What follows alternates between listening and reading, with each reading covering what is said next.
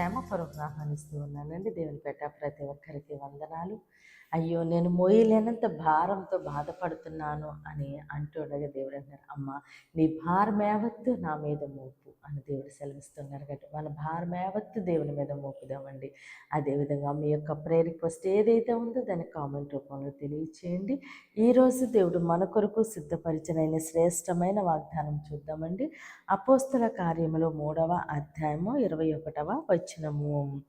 అన్నిటికీ కుదిరపాటు కాలములు వచ్చునని దేవుడు ఆది నుండి తన పరిశుద్ధ ప్రవక్తల నోట పలికించెను. అంతవరకు యేసు పరలోక నివాసి అయి ఉండుట ఆవశ్యకము. ఆమేన్. దేవుడి రోజు మనతో మాట్లాడుచున్న మంచి మాట, అన్నిటికీ కుదురుపాటు కాలములు వచ్చునని దేవుడు పలికించెను. ఆమేన్.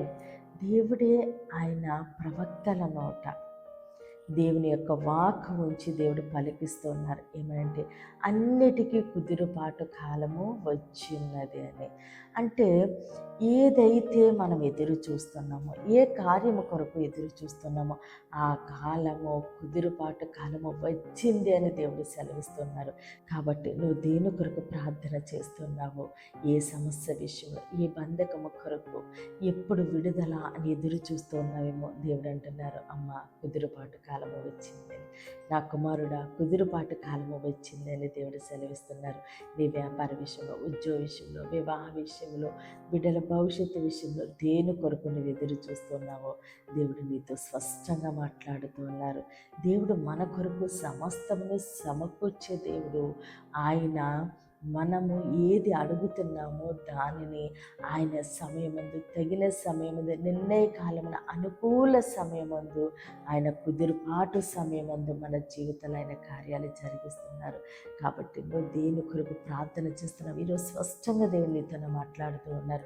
అమ్మ అన్నిటికీ నువ్వు అడిగిన ప్రతి దానికి, నువ్వు చేసిన ప్రతి ప్రార్థనకి, నువ్వు చేసిన ప్రతి విజ్ఞాపనకి కుదురుపాటు కాలము వచ్చి ఉన్నది అని దేవుడు సెలవిస్తున్నారు.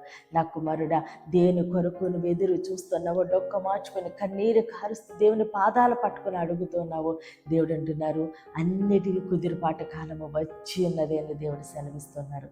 కాబట్టి మాట ఇచ్చిన దేవుడు నమ్మదగిన దేవుడు అండి. మన జీవితాల్లో ఆయన సమయమందు కార్యాలు జరిగిస్తూ ఉండగా సమస్త ఘనత, మహిమ, ప్రభావాలు మనము దేవునికి చెల్లిందామండి. ఈ కొద్ది మాటలు దేవుడు మన వెనుకల్లో దీవించి ఆశీర్వదించునుగాక. ఆమేన్. ప్రేయర్ చేసుకుందామని అందరూ కన్నులు మూసుకొని ప్రేయర్లు ఏకీభవించండి. మహోన్నతుడ, మహాగణుడ, పరిశుద్ధుడానికి స్తోత్రాలు, వందనాలు తండ్రి. అవును తండ్రి, మేము చేసిన ప్రతి ప్రార్థనకి దేవతను అన్నిటికీ కుదిరిపాటు కాలము వచ్చి ఉన్నది అని సెలవిచ్చిన దేవుడి వయానికి స్తోత్రములు తండ్రి. నువ్వు ఇచ్చిన వాగ్దానాన్ని మా జీవితంలో నెరవేరుపుకి దయచేయమని తండ్రి, ఈ చిన్న ప్రార్థన పాదసన్ని చేర్చుకోమని యేసుక్రీస్తు అతి పరిశుద్ధ నామందు బ్రతిమాలి వేడుకుంటున్నాం మా తండ్రి. ఆమేన్, ఆమేన్, ఆమేన్. దేవుడు మిమ్మల్ని, మీ కుటుంబాన్ని దీవించి ఆశీర్వదించునుగాక. ఆమేన్. బలపరచు మాట, విడుదలిచ్చు మాట, స్వస్థపరచు మాట, దేవుని